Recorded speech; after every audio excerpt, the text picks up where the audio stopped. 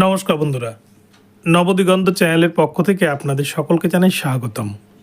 তো বন্ধুরা, আজকে সকালে গুড মর্নিং জানিয়ে আপনাদের জন্য নতুন যে আপডেটটি নিয়ে উপস্থিত হয়েছি সেটি হচ্ছে 32,000 মামলার শুনানি গতকালকে হয়েছে, আপনারা দেখেছেন এবং আপডেট পেয়ে গিয়েছেন যে মোটামুটি একটা ধারণা যে কি হয়েছে গতকালকে কোর্টে। তো যে বিষয়টি নিয়ে আপনাদের সাথে আলোচনা করতে চলেছি, সিবিআই যে দীর্ঘ প্রায় 2 বছরের ওপর এই মামলার কারণে যে তারা যে তদন্ত প্রক্রিয়া চালাচ্ছে, তদন্ত প্রক্রিয়া চলাকালীন এখনও পর্যন্ত এই 32,000 প্যানেল থেকে কতজন অযোগ্যকে তারা কিন্তু চিহ্নিত করতে পেরেছে এবং কতজনের বিরুদ্ধে তারা চার্জশিট জমা করতে পেরেছে এবং রিপ্যানেল হলে এখান থেকে কতজন general candidate, general in service টিচারের চাকরি চলে যেতে পারে, সেই জায়গায় বঞ্চিতরা চাকরি পেতে পারে। তো এই বিষয়ে আজকের এই প্রতিবেদন আপনাদের সাথে এই ভিডিওতে বিস্তারিত তুলে ধরতে চলেছি। আপনারা সম্পূর্ণ ভিডিওটি দেখলে বুঝতে পারবেন যে পুরো বিষয়টিতে কি হয়েছে। তবে তার আগে বলি, যারা প্রথমবার চ্যানেলটি দেখছেন, যারা এখনও চ্যানেলটিকে সাবস্ক্রাইব করেনি, আপনারা অবশ্যই চ্যানেলটিকে সাবস্ক্রাইব করে দেবেন। তো চলুন আমরা মূল পর্বে ফিরে যাই, বিস্তারিত সম্পর্কে জেনে নিই। তো বন্ধুরা, আমরা দেখেছি প্রাক্তন বিচারপতি অভিজিৎ গঙ্গোপাধ্যায় স্যার যখন সিঙ্গেল বেঞ্চে এই মামলাগুলো দেখছিলেন, যখন কলকাতা হাইকোর্টে তিনি বিচারপতি হিসেবে ছিলেন, তিনিই কিন্তু প্রথম এই দুর্নীতির জায়গাগুলোকে চিহ্নিত করতে পেরেছিলেন। তিনি বিচারপতি হিসাবে তিনিই সফল বিচারপতি, প্রথম এবং সফল বিচারপতি যিনি কিন্তু দুর্নীতির ইস্যুগুলোকে প্রমাণ করে দিয়েছিলেন এবং সিবিআইকে নির্দেশ দিয়েছিলেন সেগুলো তদন্ত করে, এবং সিবিআই সেগুলো তদন্ত করতে গিয়ে পাহাড় প্রমাণ দুর্নীতি পেয়েছে।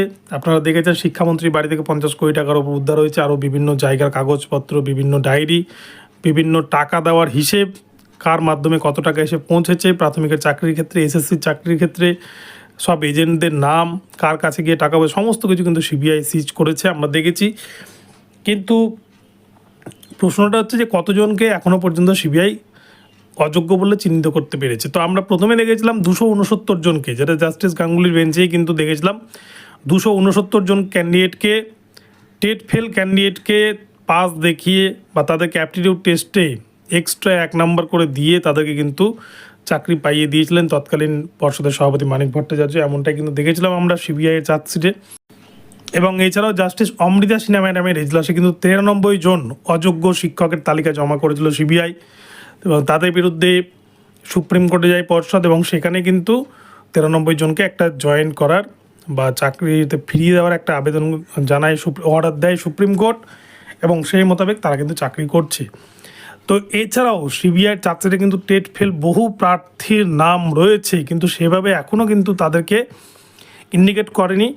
আমরা দেখেছি বহুবার কিন্তু সিবিআই তাদের যে কমপ্লেক্স, সেখানে কিন্তু তাদেরকে বারংবার যাদেরকে সন্দেহ হয়েছে তাদের ডকুমেন্টস নিয়ে কিন্তু ডেকেছেন এবং এই তদন্ত প্রক্রিয়া চলাকালীন সিবিআই এখনও পর্যন্ত কি কি উদ্ধার করতে পেরেছেন সেটা এখনও কিন্তু হাইলাইট হয়নি আমাদের সামনে।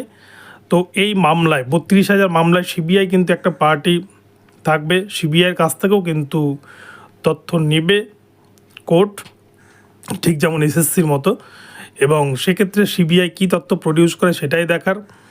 এবং এস বাসুরাই যে কোম্পানি মূল্যায়ন করেছিল ওএমআর, যে কোম্পানি ওএমআর মূল্যায়নের সাথে সাথে পুরো প্যানেল প্রস্তুত করেছিল, যেখানে 5% প্যানেল ছিল না, যেখানে রিজার্ভেশন রুলসকে মেনটেন করা হয়নি, এরকম বিষয়গুলো সিবিআই কিন্তু উদ্ধার করেছিল।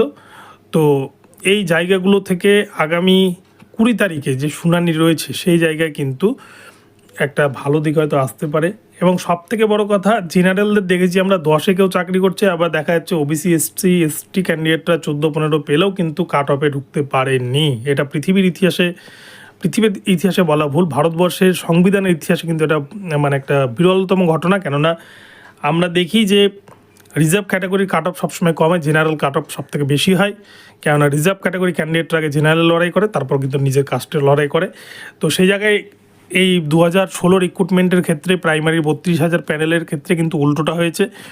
তো যেটা নিয়ে আগামীতে যেটা পরের পরিসংখ্যান পাওয়া গেছে, প্রায় 8,000 মতো কিন্তু ইন সার্ভিস টিচার যাদের একাডেমিক লো, যারা 10, 11, 12তে চাকরি পেয়েছেন, তারা কিন্তু রিপ্যানেল হলে চাকরি হারাবেন।